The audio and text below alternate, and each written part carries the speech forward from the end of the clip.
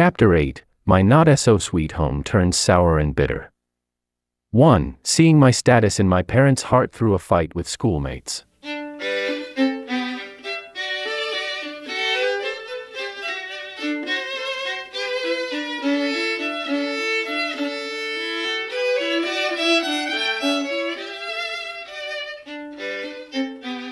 In a preceding chapter 1 mentioned how during the first year of my learning the violin, my father, just like most of the time, was the family man, rarely with the family.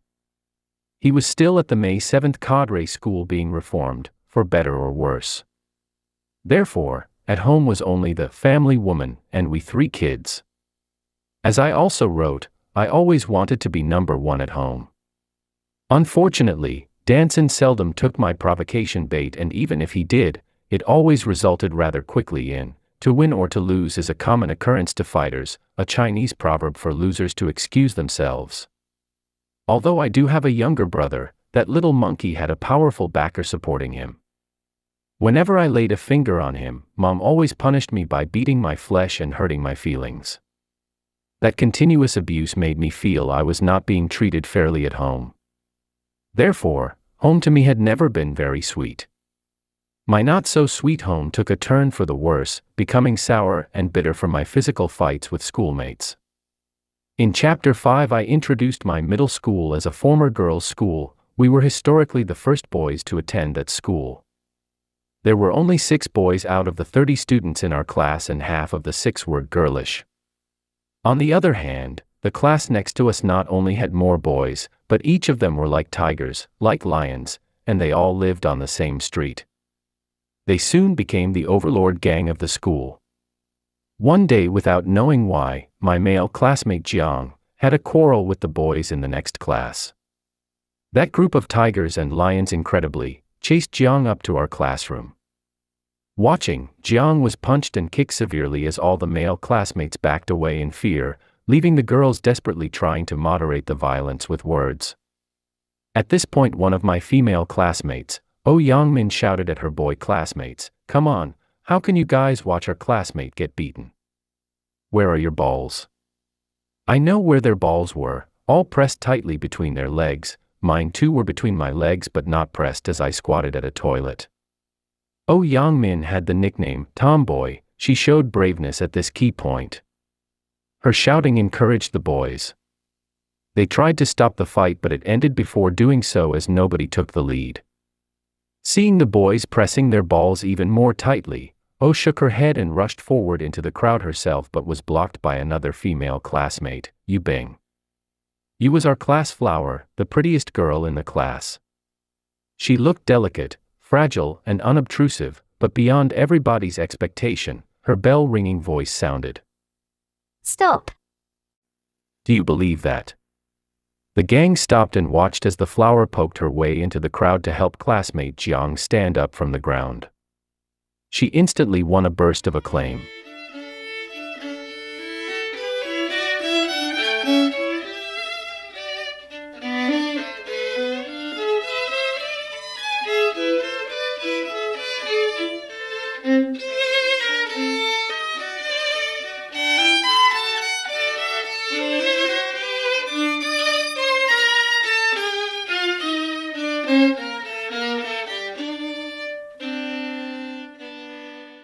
The aggressors looked at each other in blank dismay. The head of the gang felt a huge loss of face and therefore became more aggressive from the embarrassment. He ordered loudly, "Why stop? Come on." The punches were falling like rain on Jiang's body. The flower Yu tried to protect Jiang with her outstretched arms, but was pushed down by the gang. Seeing the flower down, the tomboy O rushed up with fury. "Does it make you heroes by beating girls? I will fight you guys to the death." At almost the same time, I heard the news and dashed back to my classroom from the water closet. Seeing the invaders had trampled our flower on the floor, I lifted up a chair overhead and rushed into the crowd. A couple of the other boys saw my fight to the death attitude and also raised chairs. The head of the gang realized the situation had changed and the odds were now against them. He ordered, "Withdraw, Wise fellows don't care about a short-term loss. I put the chair down. Hurrying to embrace you, I didn't notice at all that I had stepped on the buttock of classmate Jiang, only felt the ground was not quite flat. Hence, the entire class burst into applause, again for the second time. Instantly, I became the class hero, admired by more girls than before. To me, more importantly was the moment you and I became the best of friends in the class, and we've kept in touch, never physically, even to this day.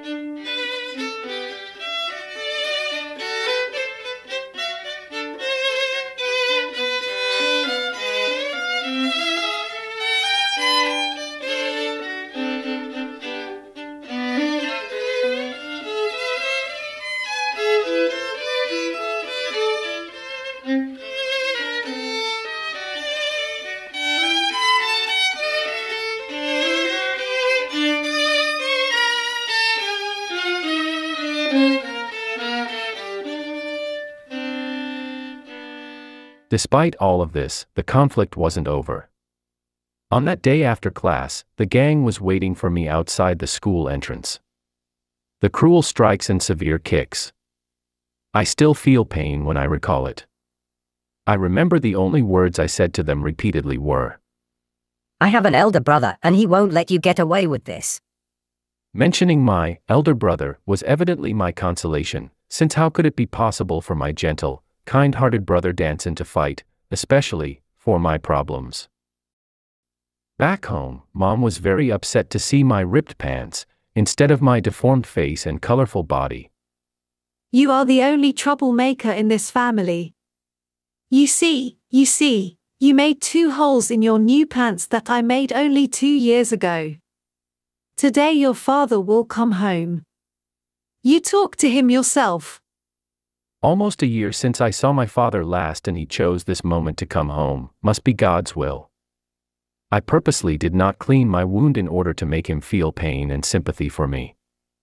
Yet I completely miscalculated. Father came back very late that night. He was eating as he listened to my grievance. To express my pain I, hun while narrating, expecting he might feel sorry for me.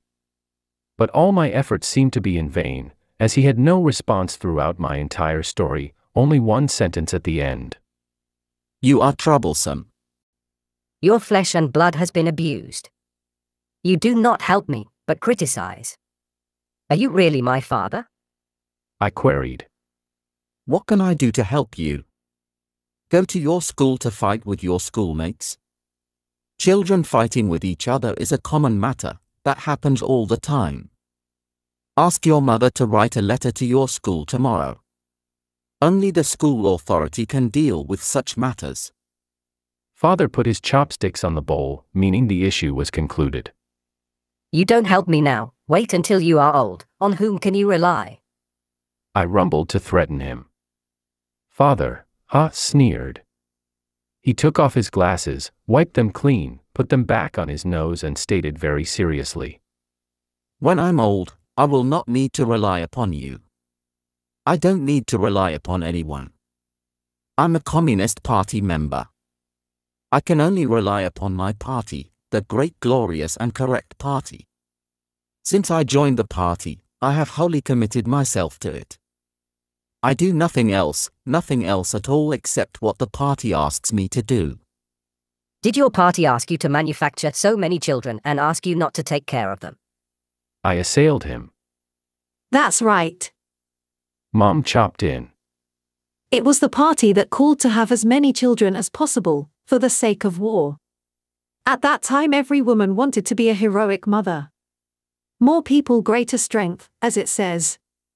If it were not for those words. Though Mother did not finish her notion, from her tone I understood that she somehow regretted having gotten into the party's trap and giving birth to 4 products. Father immediately caught Mother's words as if he wanted to cover up the party's scheme. Good kids, many are not enough. Bad kids, 1 is too many. In our family, there is just 1 too many. As soon as he finished, he gave a sign of meeting over, and arranged his body in bed. My heart was smashed and torn into pieces by his disdainful words.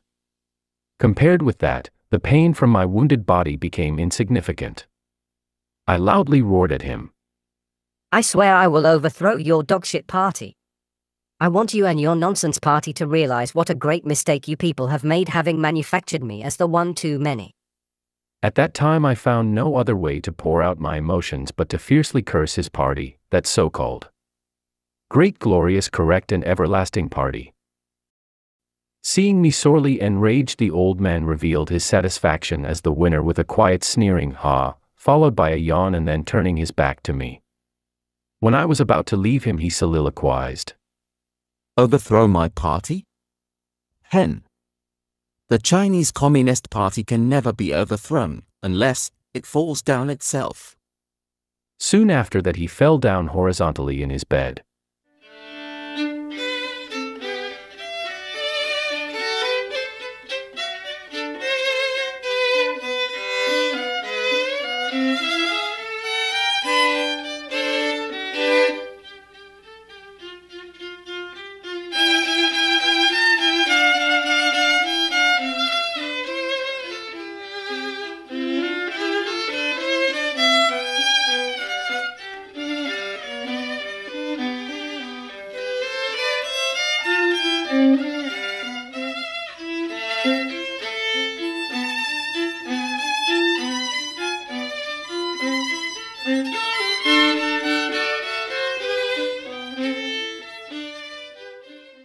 The next day, Mother gave me a letter and asked me to hand it over to the school authority.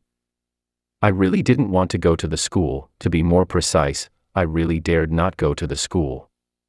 I wandered a few circles outside the school and then accepted there was nowhere else to go but the school. Painstakingly I walked to the school entrance but still dared not go in. Meanwhile, I saw my classmate Oh Young-min with her father, walking towards me, towards the school entrance.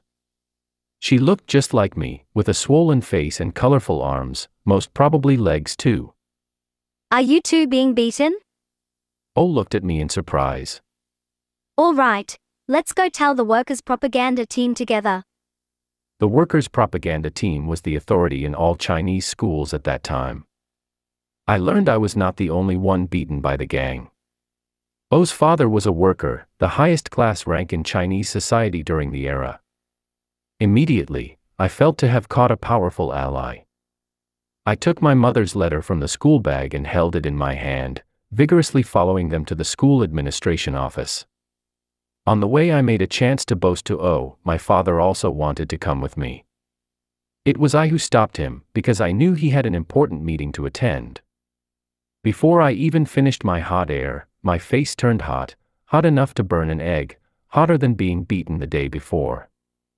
After a few words between the workers, Oh's father with the leader of the school workers' propaganda team, the 4 representatives of the gang were kneeling on the ground in the school administration office.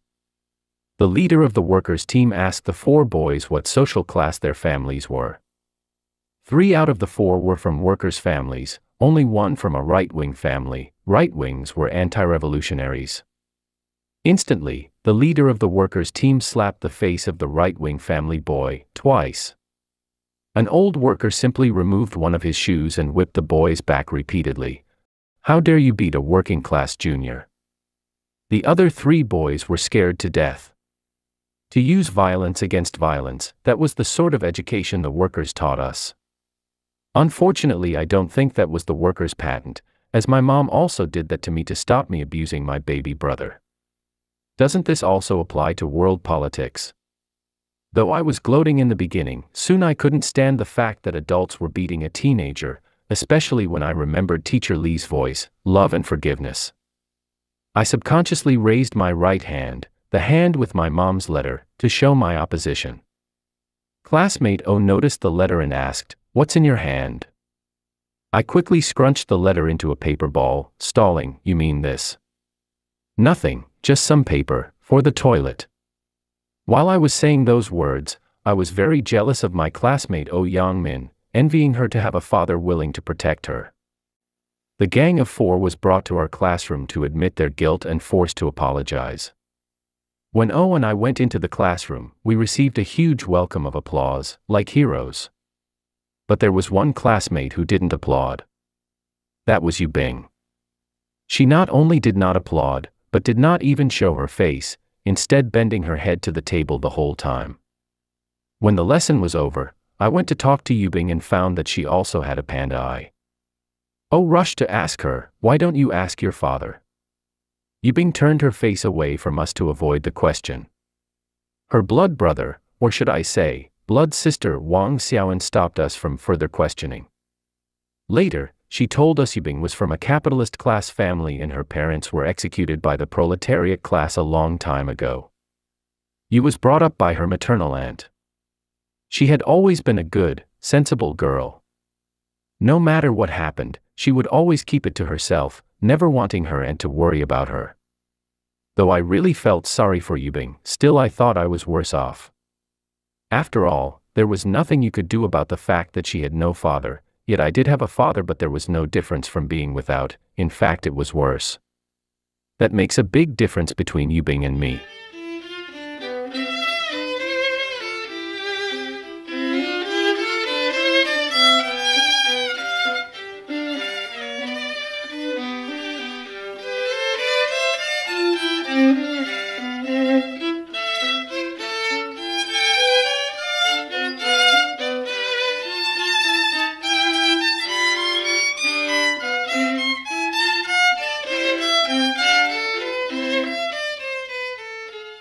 Two, why play the song, Home, Sweet Home, Away from Home in the Rain?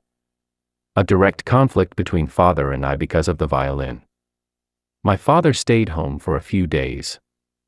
In that period I couldn't practice my violin because my hand was enlaced with a bandage. Although I felt wronged and acted rashly toward my father, I was afraid of losing the opportunity to show off my violin playing ability in front of him. I didn't forget that that was a part of my very original purpose of playing the violin, to impress him, make him acknowledge my talent, and respect me. There were only 2 days left before father was to return to his May 7th cadre school. I played truant and returned back home in the afternoon.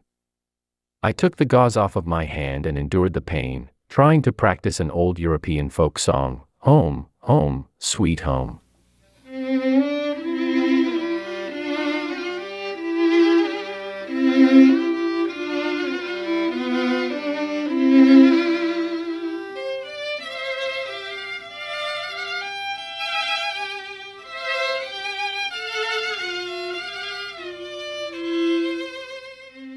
I stood by the window, peeping outside, all the time expecting father to show up while I practiced the violin.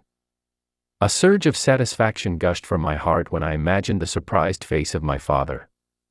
At last, I saw my parents walking towards home. I quickly moved to the back room lest father realize my intention to show off. I forgot the pain and concentrated all of my technique and musical feeling on playing the song, Home, Home, Sweet Home.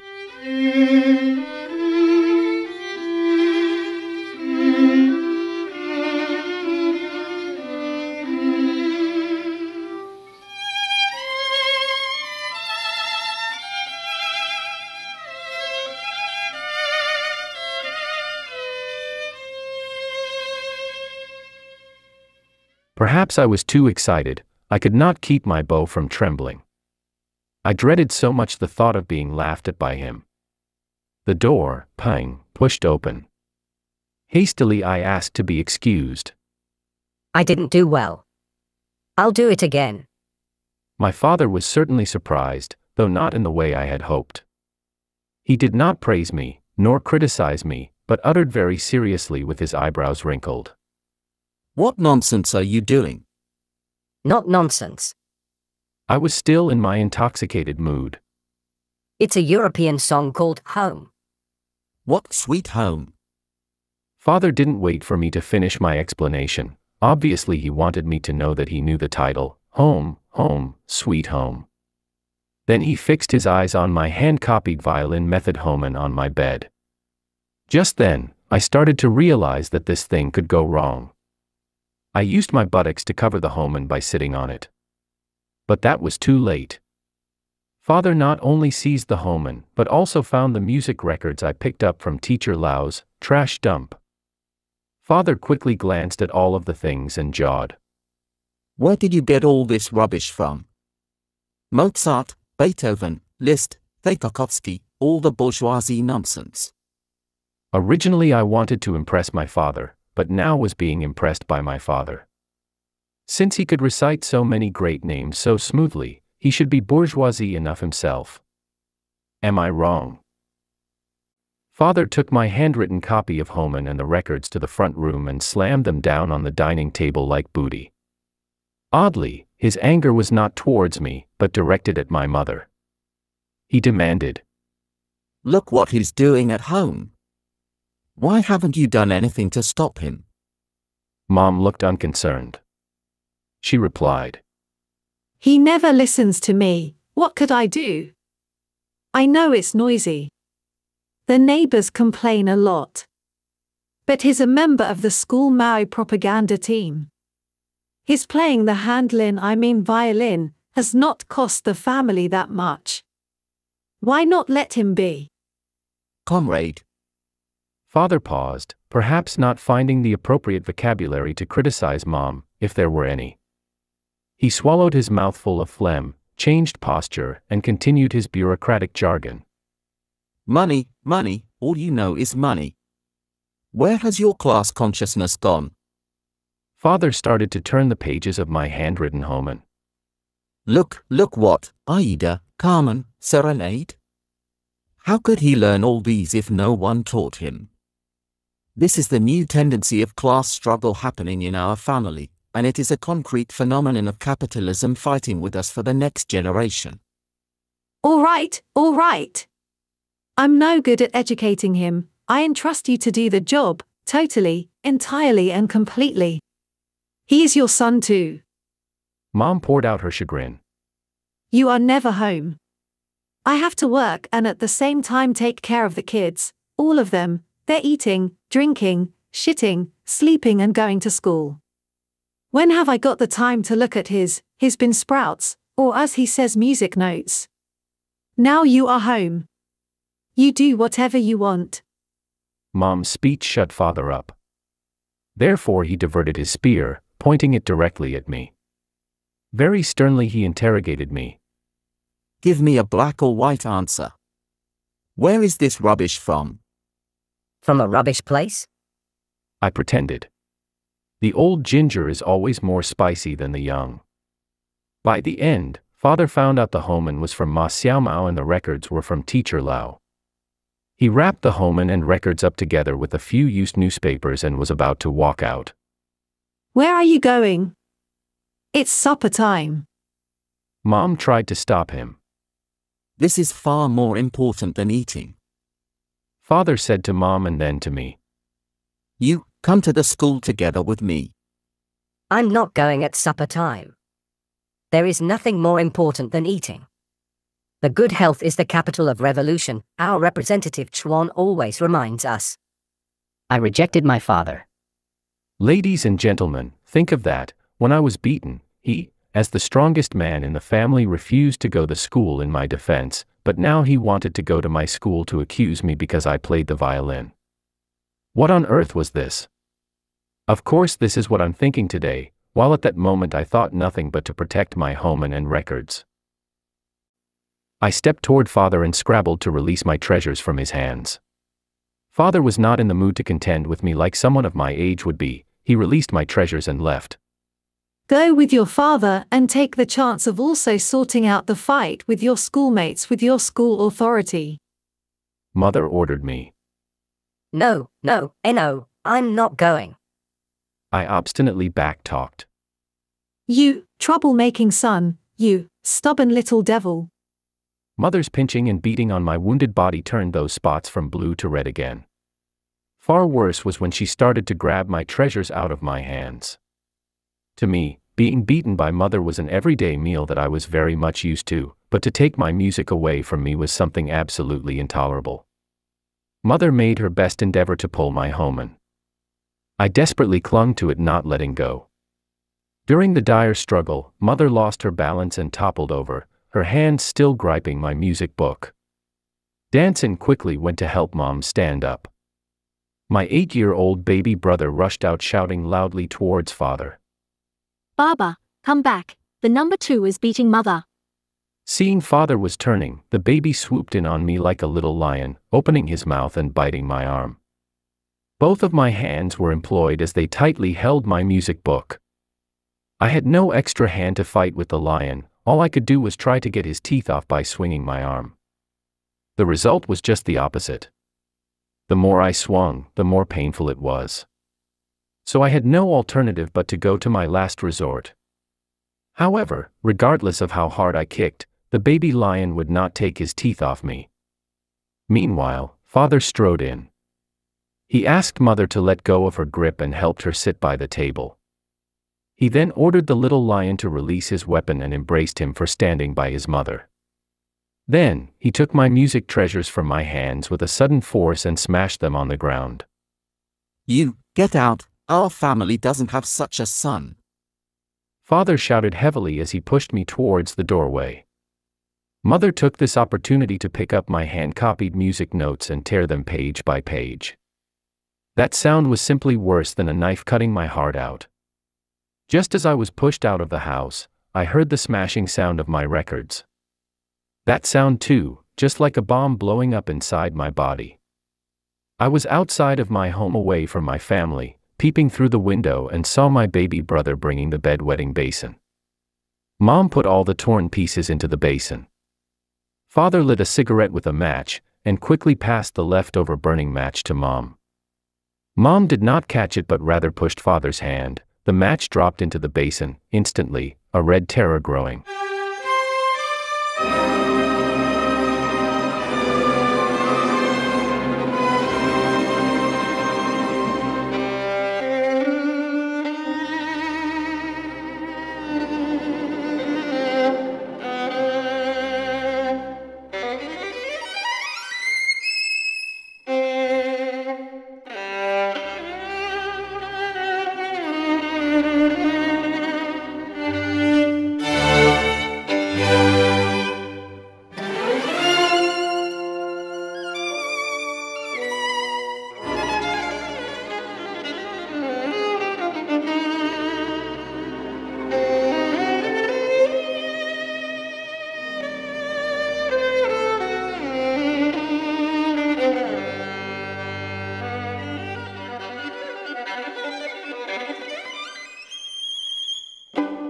That was how I saw my handwritten home, my months of painstaking effort, that hard work day and night, stroke by stroke and page by page emotions, my joy and love, burning to ashes in front of my eyes.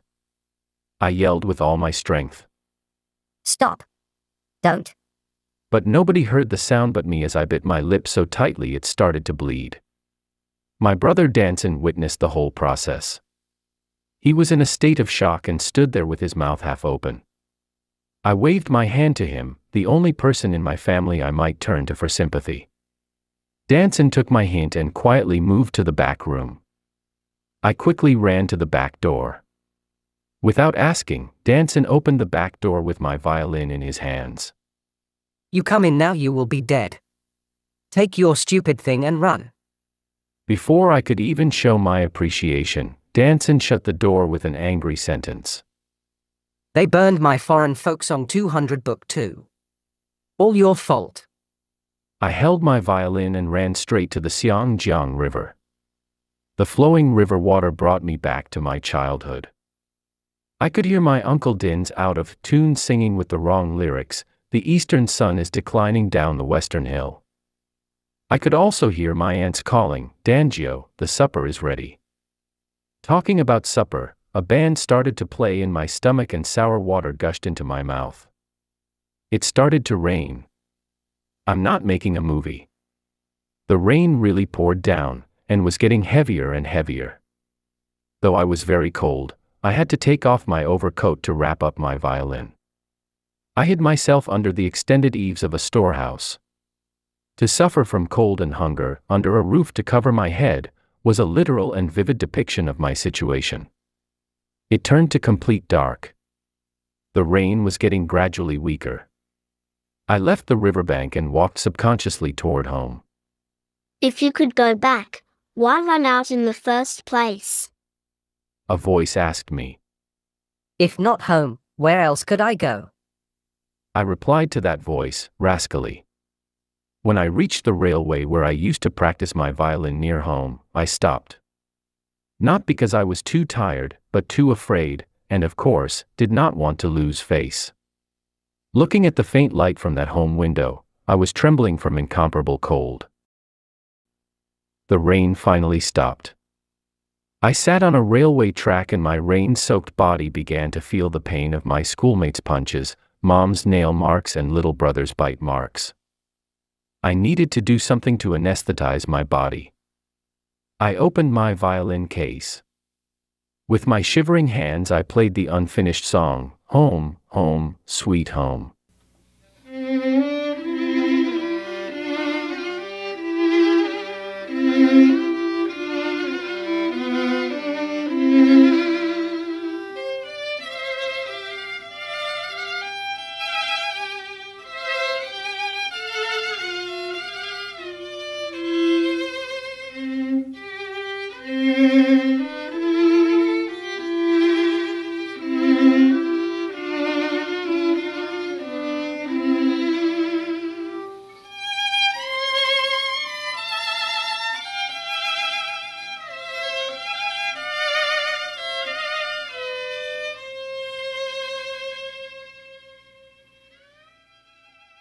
I hoped someone in my family would hear, wishing one of them, or even a neighbor would come to call me back.